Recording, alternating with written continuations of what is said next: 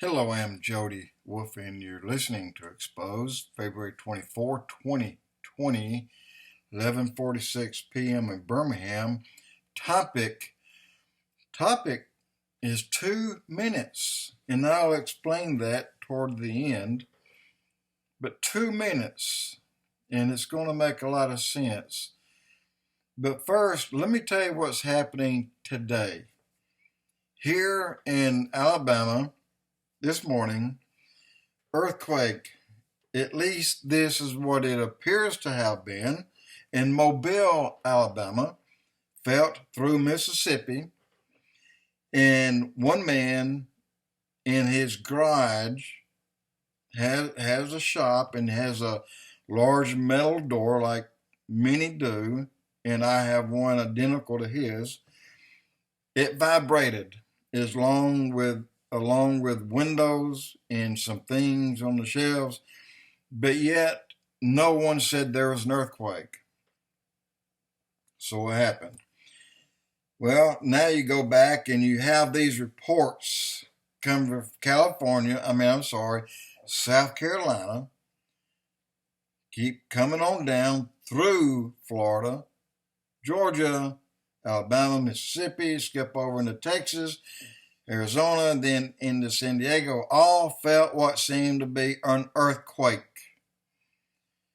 Loud booms and crashes on top of a shaking, but yet no one knows what it is. Well, I'm kind of sending my daughters a text, and I said, but I do.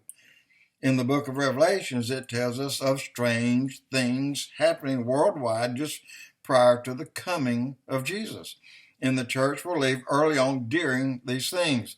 Now, I've heard a few times, and this is me sitting in my den, if you were to, as a crow flies, go about 1.25 miles, there's a piece of land that's everything around it is commercial, except this one man held out. He was really smart about it. All he does is stockpile gravel. It's like 8910 and 57. 8910 is good for driveways.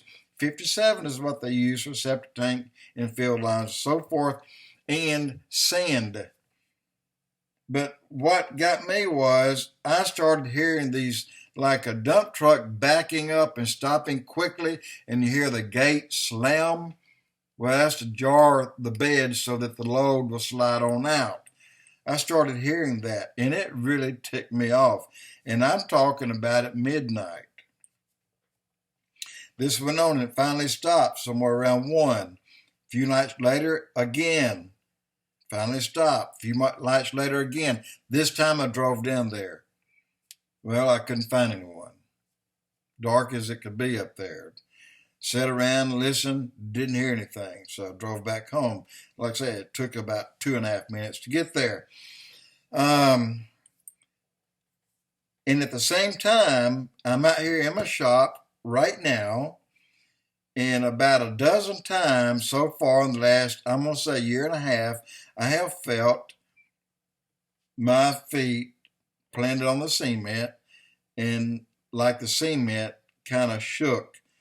And I'm telling you that it did do that. And I felt that multiple times, about a dozen times in about 3 years, 2.5 to 3 years. And I feel it. I mean, it's slight, but yet it's there. And Jesus said that we will see his plan unfolding. Are we the ones to see the end come? Now, the experts that see all the abnormal things that's happening now has been just as Jesus described. The buck actually started Christmas Eve this year of what you're hearing right now. Matthew chapter 24 tells us what's coming. It's bad, but the church is not mentioned in chapter 24 at all. And the reason is the church is not here. It's been taken out of harm's way. We were snatched up. So quickly, chapter 24 can begin in Matthew 24, according to all this going on, I would think is about to begin. Look, you got things going on worldwide. You have several African countries, Eastern Africa, Northeastern, have the worst locust swarms they have ever had. It's happening right now. Last year, severe flooding.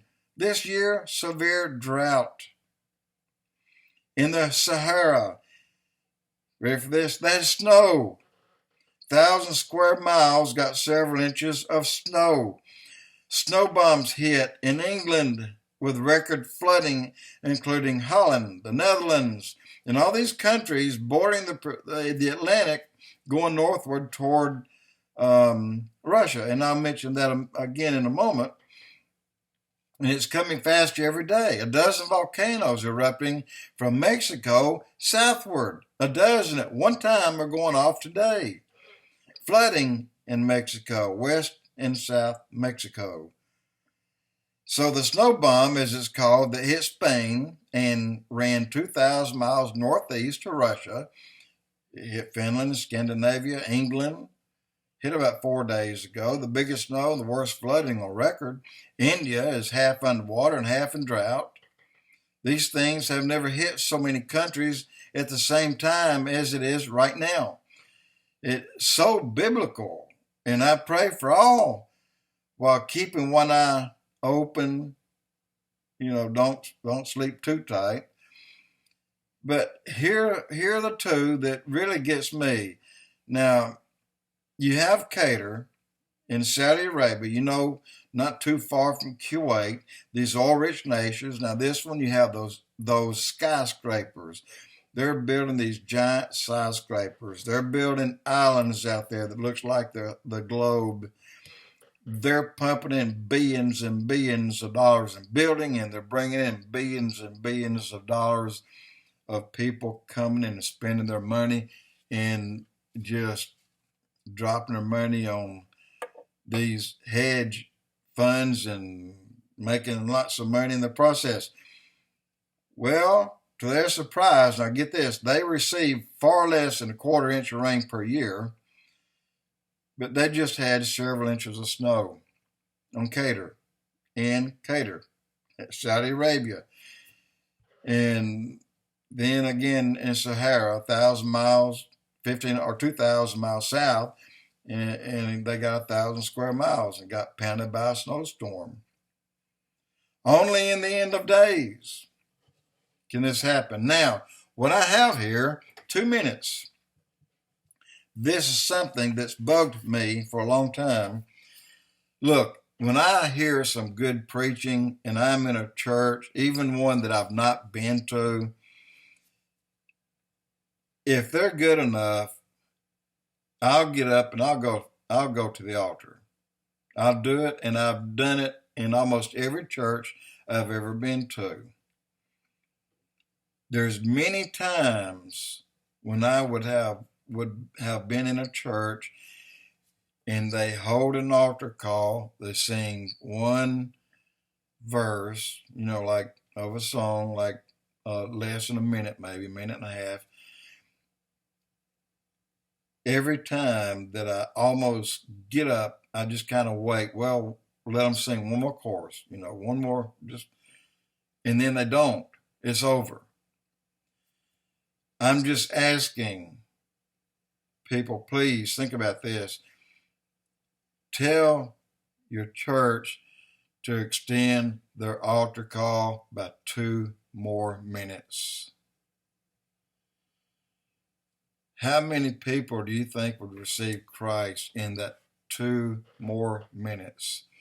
I think the numbers would be great. I know, and I have talked to so many people that, if they'd have gone for another minute, I'd have been up there. And I'm just saying that please pass that along to your pastor. Extend the altar call 2 minutes. If it gets one person, that might be the very person that will bring the rapture of the church. You never know. Because when the last person is brought into the fold, the last person receives Christ, whoever he or she may be, then we go home. And I'm saying if they extend the altar call by 2 minutes, you'll be surprised how many people will get up and go to the front and get saved. Jody Wolf, Expoz.